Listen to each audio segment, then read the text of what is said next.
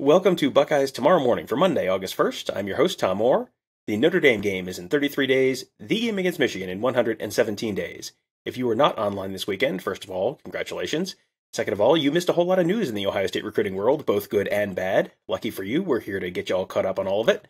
My guest today is Alex Gleitman of BuckeyeHuddle.com. He has been staying on top of all of it this weekend. Alex, this was about as crazy a weekend as I can remember in the recruiting world. Yeah, I'd say the last week has really been. I personally, I've been doing this since 2008, and I would say this has maybe been the most crazy week. Forget like there's been a week where a lot of commits have happened, or there's been a crazy week of visits. Just the swings of the highs and lows, and just how the fan base and it just I've never seen anything like it personally, at least on the Ohio State side of things. Yeah, we did a show, the Friday morning show, and I think half of the Ohio State fan base was at the "Our Pets' Heads Are Falling Off" portion of the grieving cycle after a wild week of decommitments and rumors and flips and I mean all sorts of stuff. And then over the weekend there were two commitments, and then there was a decommitment, and now there's questions about a couple other commitments. And oh boy, we're gonna do our best to get through all of it. I guess let's start with the good news. We like to do that here. Let's start with the good news. A guy we talked about on Friday's show, 2023 quarterback Brock Glenn, he committed to the Buckeyes on Saturday. And, I don't think anyone was too worried that they were going to get completely shut out at the quarterback position for 2023. That's still an important box, though, to check in every recruiting class. So what are they getting in Brock Glenn? Yeah, well, look, I mean, Ohio State, a couple weeks ago, we didn't know who they were going to get at quarterback. Austin Novosad wasn't really looking good. Brock Glenn, at that point, we thought maybe Florida State. And over the last couple weeks, we've seen how that's developed and obviously ended up toward Ohio State. So I think if they didn't get those guys, I don't know who they would have gotten. So they were really happy they got Brock Glenn. And this is a kid out of the Memphis area who wasn't really that well known, I think, in the beginning of the cycle. And he really emerged at the Elite 11 regionals. He had a heck of a performance down there. Got to go to the Elite 11 finals. Turned a lot of heads. From everything I've gathered, I got to study him more. I got to look at him more. I know one of the things people say they love about him is his quick release.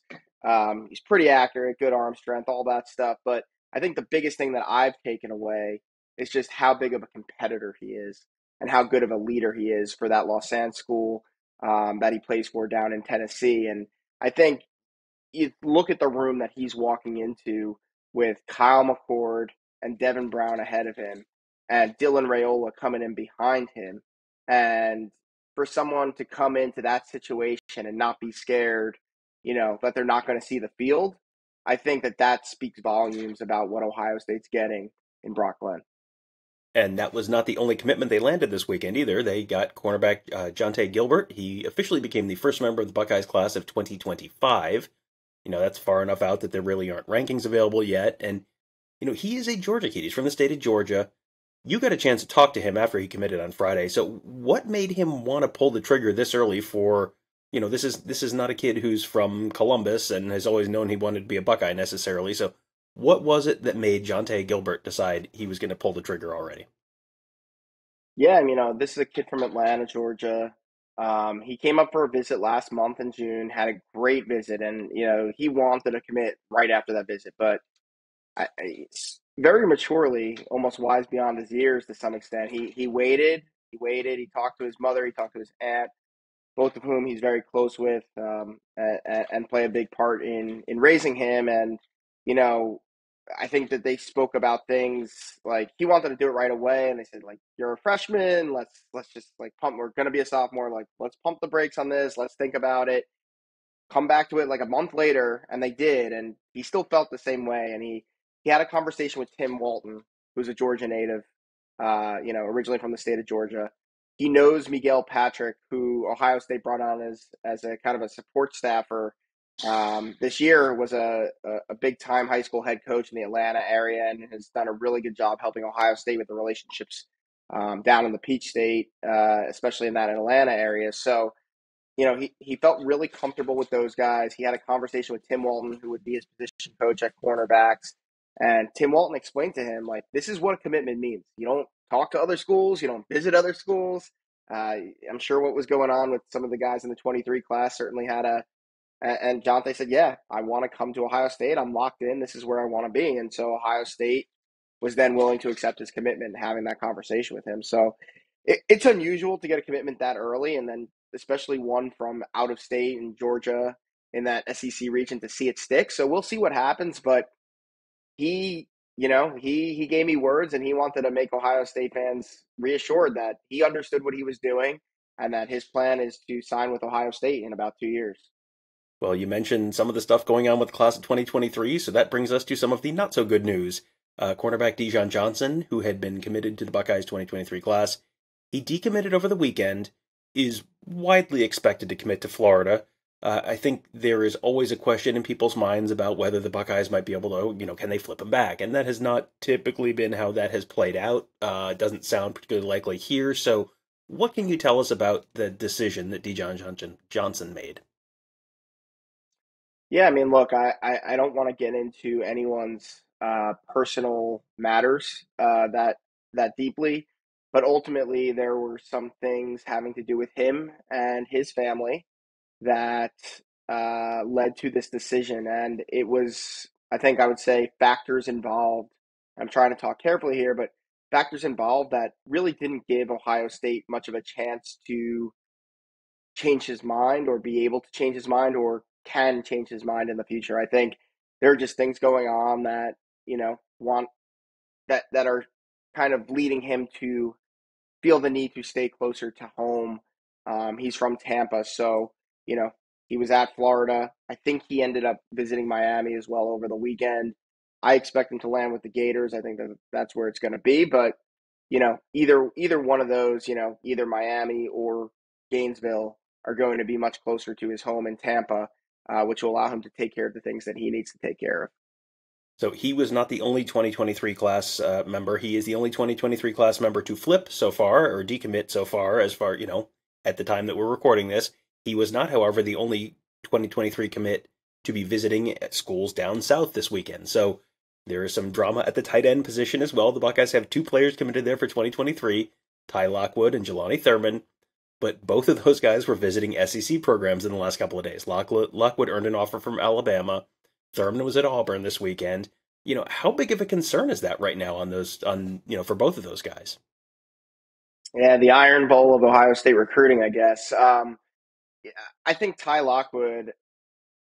I mean, things could change quickly in recruiting. So I could be saying this, and 10 minutes later, we might have to re-record this segment. But I think from everything I'm hearing, he is as good as gone to Alabama, which is really unfortunate because I think Ohio State loves the kid. He was the first commitment in this class. He's been a leader. He's been fully locked in. I do think that Alabama was, and I heard this when he had originally committed to Ohio State, because he was kind of an early commit. I think he committed last summer to Ohio State or last fall. And at the time, everyone was like, "Oh, a kid from SEC country, is he going to stick with Ohio State?" And it was kind of like, well, the only offer I remember someone telling me, the only offer that could possibly even change his mind would be Alabama. And here we are today, visited Alabama over the weekend or right before the weekend, ended up getting the offer from Alabama.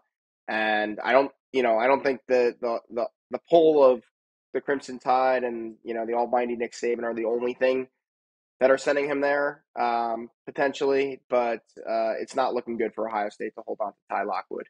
Now, Jelani Thurman, this is a really interesting one for me, and I gotta probably dig into this one a little bit more because he literally committed 2 weeks ago, not even 2 weeks ago at this point, and already he's visiting Auburn. And his dad is Odell Thurman. He played at Georgia. He played in the NFL. His mom was a professional basketball player.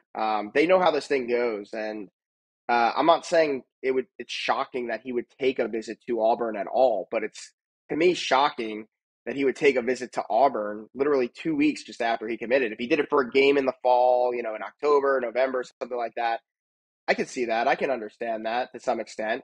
But to do it just 2 weeks after committing, and then, also on top of that, it was Ohio State or Michigan State. Auburn wasn't really even the consideration set. Like, Ohio State wasn't even worried about Auburn. It was Michigan State, number one concern, Alabama, number two concern for them, and then Auburn, number three concern. So this is just really interesting. But the people I talked to inside the Woody Hayes Athletic Center are definitely more concerned about Ty Lockwood flipping at this point than Jelani Thurman. And maybe, I hate to say it, but maybe Ty Lockwood flipping to Alabama helps keep Jelani Thurman in the class. I don't know if either of those guys, I know that what they're both saying publicly, and they both knew, like Jelani Thurman obviously knew he was walking into a two tight end class. I think Ty Lockwood knew that Ohio State wanted two tight ends to start the cycle, but I think if either of you got either of them behind closed doors, they'd probably say, we'd like to be the only tight end in the class if it was up to us. So maybe this helps, maybe if one of them left, it would help keep the other one to some extent. So we'll see how it goes. But I do think right now the most likely scenario is Ty Lockwood goes to Alabama, Jelani Thurman stays locked in with Ohio State. All right, so there's a little bit of a hopeful note there, and what was a real roller coaster of emotion on this morning show. We're going to end on another little bit of an up note. Jayden Bonsu, 2023 safety. There was some news on him as well this weekend. Let people know what's going on with him. Yeah, he's going to be committing August 14th. He was supposed to originally commit August 20th, moved it up to July 20th. It looked like it was going to be Miami. Then decided to delay his commitment with no date. Finally has now set a date for August 14th. And I think I said this last week on your show, Tom, that I think that the reason he delayed the commitment was because he was going to go to Miami, and Ohio State at least gave him something else to think about. So I don't want to give away too much. I'm going to be writing about Jayden Bonsu in this week's A Deck.